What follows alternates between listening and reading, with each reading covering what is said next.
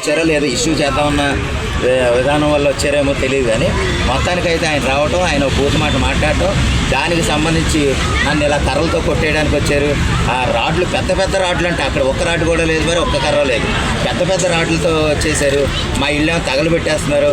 ఇంత విధ్వంసాన్ని నేను ఎప్పుడు చూడలేదు. ఈ సమయంలో వీళ్ళంతా రకరకాలుగా మాట్లాడటం అది మనం చూస్తున్నాం. అదే సమయంలో ఆయన మాట్లాడిన ఒక తప్పుడు మాటలు, అంటే చాలా పెద్ద అతి తప్పుడు మాట.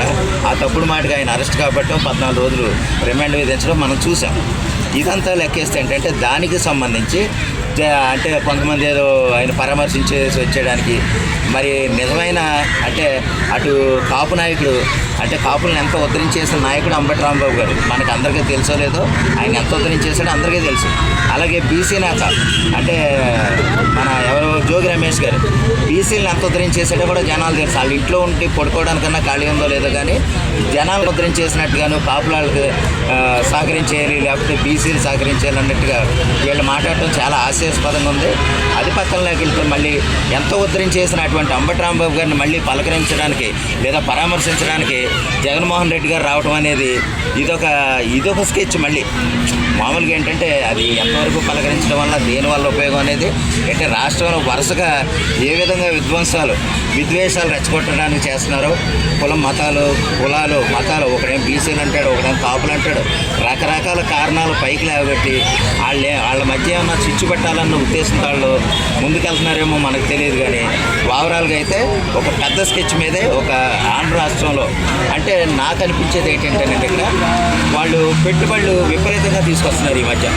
కూటమి ప్రభుత్వం చంద్రబాబు నాయుడు గారు కానీ లేదా పవన్ కళ్యాణ్ గారు ఇక్కడ రాష్ట్ర పరిపాలన చూసుకున్న చంద్రబాబు నాయుడు గారు లేదా లోకేష్ గారు ఇలా ఇతర దేశాలు వెళ్ళి ఈ మధ్య మనం చూసాం. అదేంటంటే బేభత్సంగా హైలైట్ అవుతుంది. దాన్ని ఏదో మనం వాళ్ళ పార్టీల గురించి అది అన్నారు, కానీ ప్రజలు ఒప్పుకోలే.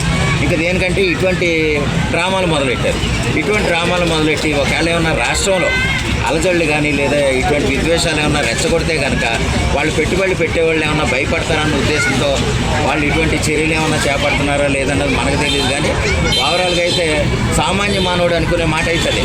ఏమని ఇటువంటి గొడవలు ఏమన్నా సృష్టిస్తే ఎవడన్నా పెట్టుబడి పెట్టడానికి కొంచెం ఆలోచిస్తాడు కదా, ఇటువంటి రాష్ట్రంలో మన పెట్టుబడులు ఎందుకు అన్న ఉద్దేశంతో వాళ్ళు ఉంటారు కదా అన్న ఉద్దేశంతో వీళ్ళు ఇటువంటి డ్రామాలు ఆడటం తప్ప అంతకంటే ఏం కాదండి.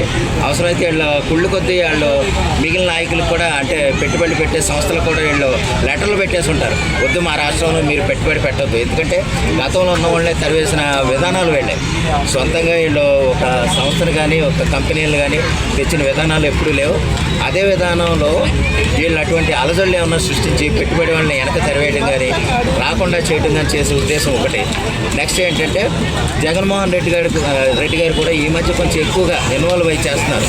దానికి ఏంటంటే వీళ్ళందరూ ఒకళ్ళ తర్వాత రావడం, ఎవరు జోగి రమేష్ గారు, అంబటి రాంబాబు గారు, రోజా గారు, సిద్ధార్థ పైరెడ్డి గారు, రకరకాల జనాలు వచ్చేసి వాళ్ళ తరఫున వాళ్ళు మాట్లాడేయటం అనేది మనం చూస్తున్నాం. అది కూడా ఏంటంటే వాళ్ళు మాట్లాడే ప్రతి సందర్భాలు కూడా విద్వేషాలు రెచ్చగొట్టేలాగానే ఉన్నాయి. మేము వస్తే ఏం చేస్తాం చూడండి, ఒక్కొక్కడు అంత చూస్తాం. అది మరి పరిపాలన భాగం లేకపోతే ఏమో మనకైతే అర్థం కాదు. అనిల్ యాదవ్ గారు కూడా అట్లాగే అన్నారు, పోలీసులు పక్కగా పెట్టి రాండి అని అంటున్నారు. అవును, మరి ఆ మాట ఎంత మటుకు కరెక్ట్ అంటారు? అది ఆల్రెడీ ఆయన అధికారంలో ఉన్నప్పుడే రప్ప నరికి చంపేస్తాం అన్న కాడికి చాలా మంది అన్నారండి. అది ఈ సందర్భాన్ని కాదు, వాళ్ళ స్ట్రాటజీనే అది. వాళ్ళు ఏంటంటే అలా వాగటమే వాళ్ళ పని. ఎందుకంటే వాళ్ళు